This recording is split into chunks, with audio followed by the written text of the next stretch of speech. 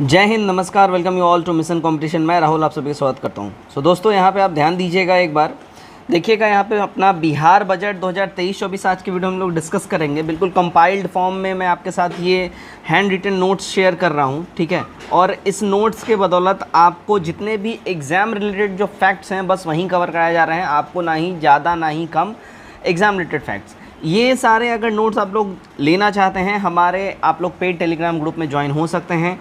इसका 9708351194 इस नंबर के ऊपर में व्हाट्सएप पे आप लोग मैसेज करके देखिएगा।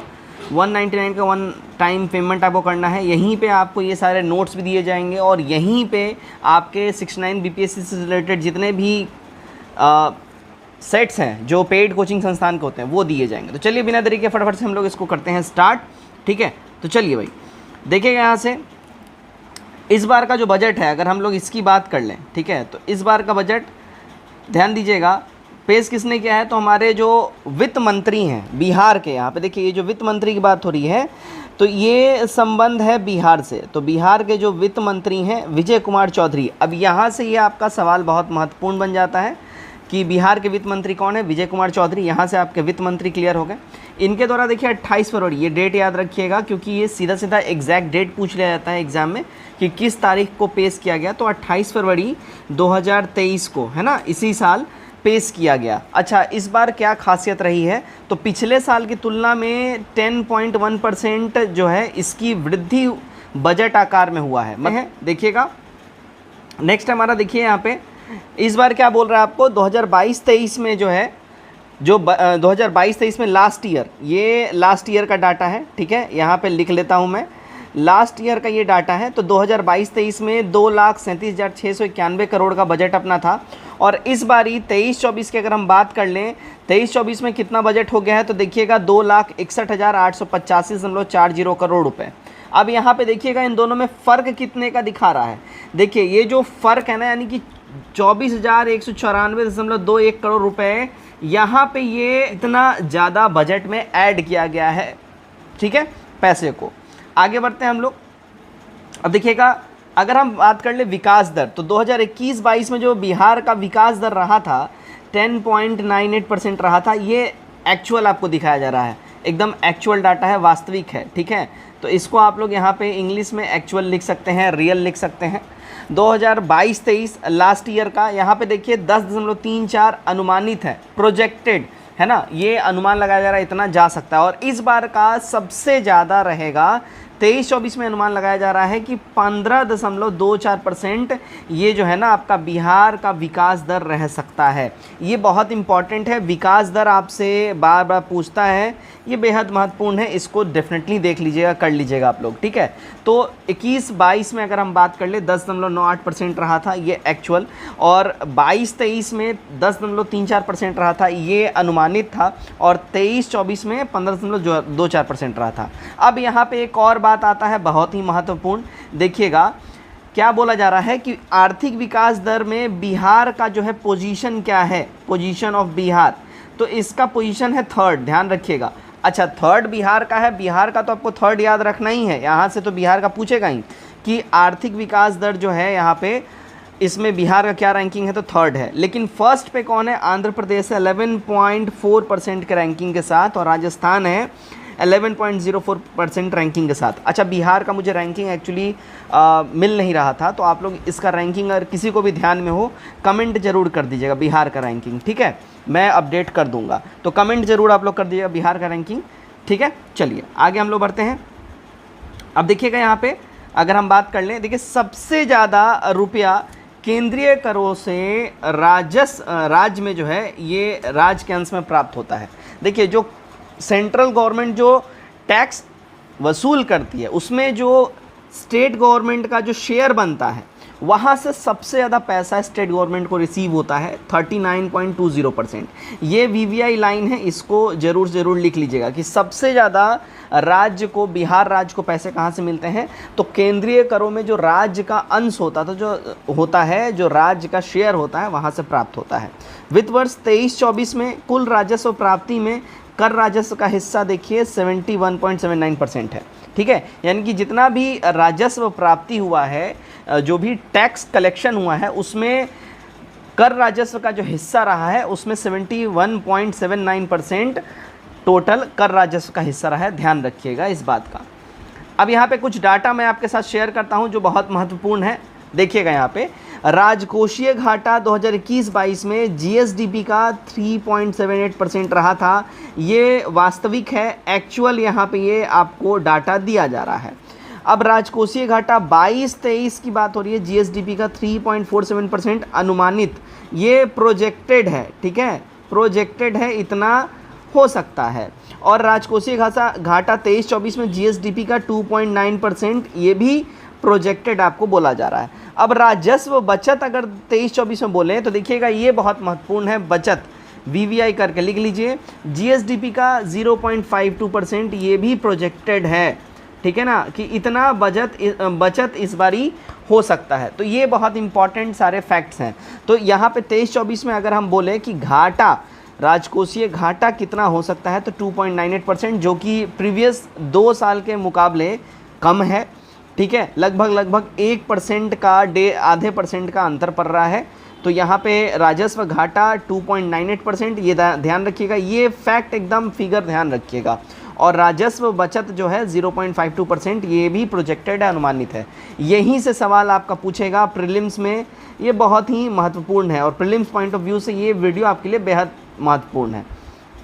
अब देखिएगा इस बार 8 सूत्री बजट की प्राथमिकताओं की बात करी गई है, बहुत ही महत्वपूर्ण आपके लिए बन जाता है 8 सूत्री बजट। देखिए इस बार 2023-24 में का जो बजट है वो 8 सूत्री प्राथमिकताओं को यहाँ पे फोकस करता है। तो इस बारी जो आपसे प्रीलिम्स में सवाल बनेगा कि इस बार का बजट का जो फोकस था वो किस पे रहा था, किन पॉइंट्स पे रहा था। तो सबसे पहले ऑप्शंस में भी दे सकता है 8 सूत्री पॉइंट्स, या इन सारे 8 पॉइंट में से कोई का भी एक का नाम आपको दे देगा। नाम मैं आपको बोलता जाता हूँ, आपको बस थॉरली इसको देख लेना है। अच्छा, इसका पीडीएफ जो है अगर आप लोग चाहते हैं हमारे कंपाइल नोट्स का, हमारे पेड टेलीग्राम ग्रुप में दिया जाएगा, मैंने आपको बता दिया है। तो पहला है देखिए 8 सूत्री बजट में, देखिए युवा एवं रोजगार, ठीक है, अनवरत महिला सशक्तिकरण, उसके बाद है अल्पसंख्यक कल्याण, फिर पुलिस बल का सुदृढ़ीकरण एवं आधुनिकीकरण, ठीक है। अब इसी के तहत देखिए आपके जो बिहार एसआई का जो है वैकेंसी और इसमें रिफॉर्म्स की बातें सारे इसमें करी गई हैं। तो पुलिस बल का सुदृढ़ीकरण और आधुनिकीकरण के अंतर्गत कृषि एवं ग्रामीण विकास, ये भी इसमें ऐड है, ध्यान रखिएगा।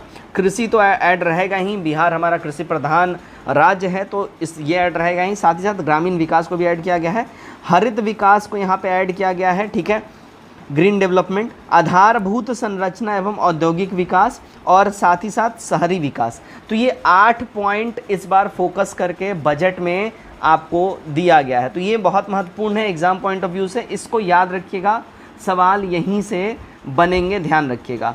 अब यहाँ पे कुछ और डाटा मैंने आपके लिए डाला है, एक बार इसको भी हम लोग देख लेते हैं, ठीक है। तो एक बार इस पे सरसरी नज़र डाल लीजिएगा। देखिए कुल प्राप्ति की अगर हम बात करें बिहार का वित्तीय वर्ष 2023-24 में अगर बजट की बात करें तो एक बार हम देख लेते हैं टोटल जो प्राप्ति हुई है।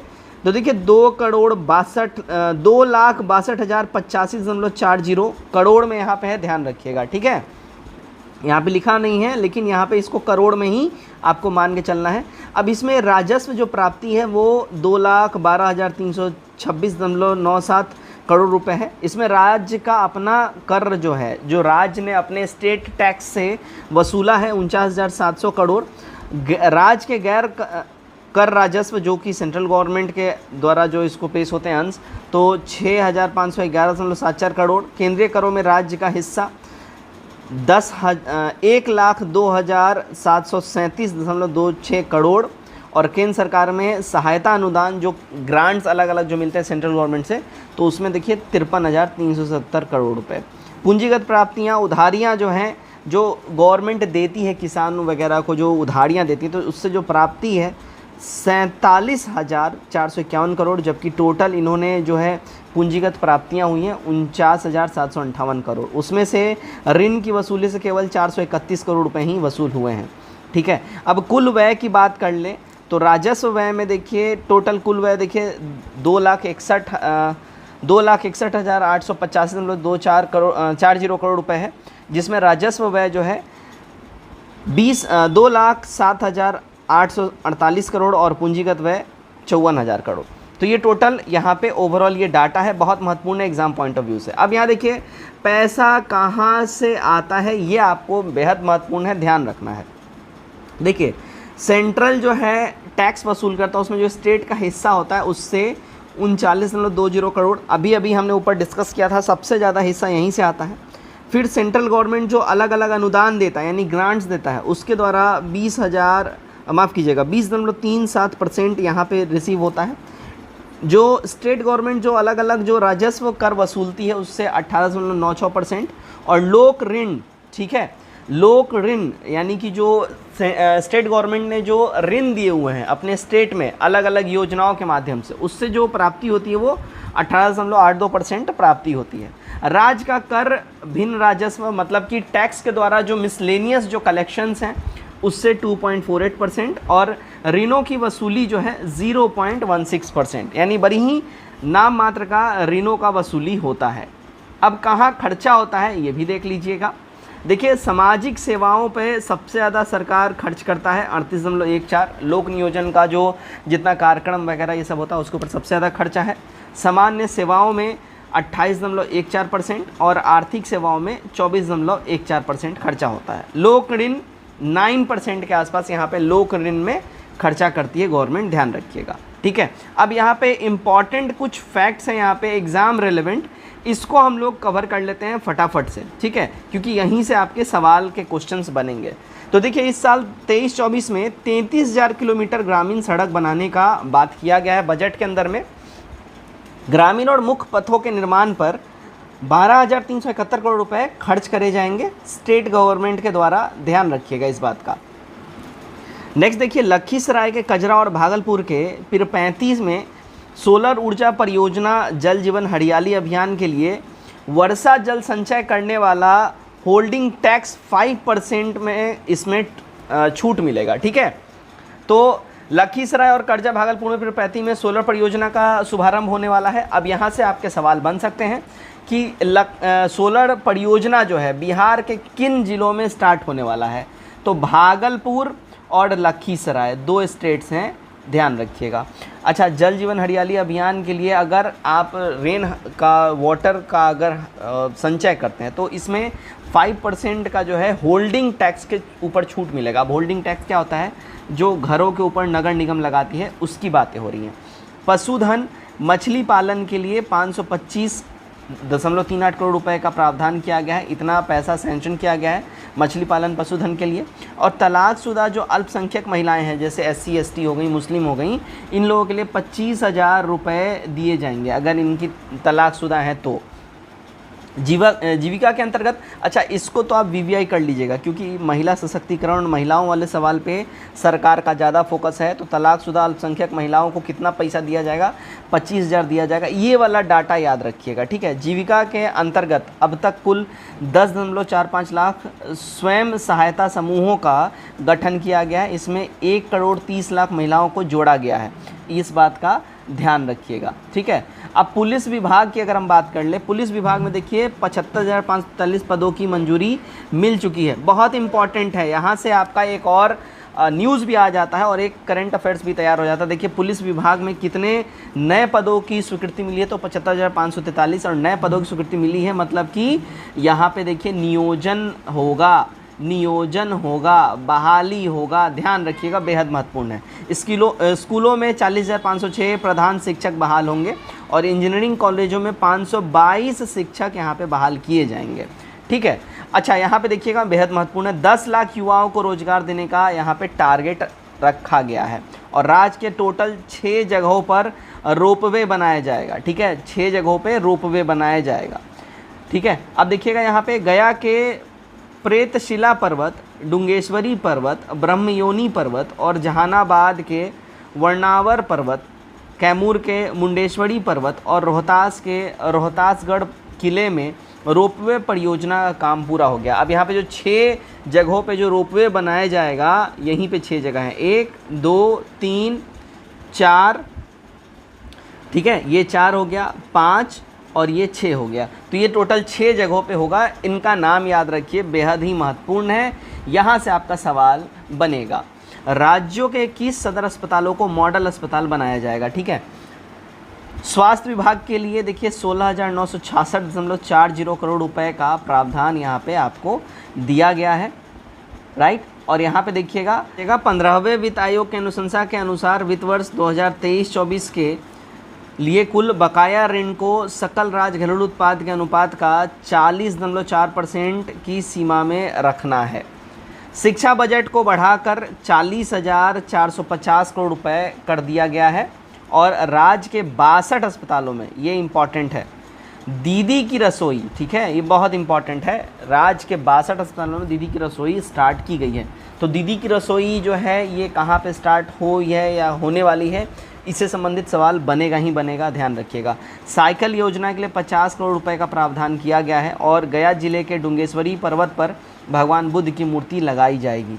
इस साल बिहार में 3 करोड़ पौधे का पौधारोपण किया जाएगा। वेरी वेरी इंपॉर्टेंट है, VVI इसको कर लीजिए, यहाँ से आपका प्रीलिम्स का सवाल बन जाएगा ये कि बिहार में इस साल कितने पौधारोपण किए जाएंगे, 3 करोड़। ठीक है। और राज्य में 17 इथेनॉल इकाइयों का निर्माण होगा, 17 इथेनॉल प्लांट्स का जो है बिहार में निर्माण होगा। दोस्तों ये था बिहार बजट से रिलेटेड सारे इंपॉर्टेंट फैक्ट्स, बिल्कुल कंपाइल्ड फॉर्म में 15 से 16 मिनट में ये पूरा आपका मैंने कंप्लीट करवा दिया है। उम्मीद करता हूँ वीडियो आप लोगों को काफ़ी अच्छा लगा होगा। कमेंट करके अपनी राय जरूर शेयर करिए। वीडियो अच्छा लगे वीडियो को भी शेयर करिए और ज़रूर अपने फीडबैक और कमेंट्स हमारे साथ शेयर करिए। धन्यवाद।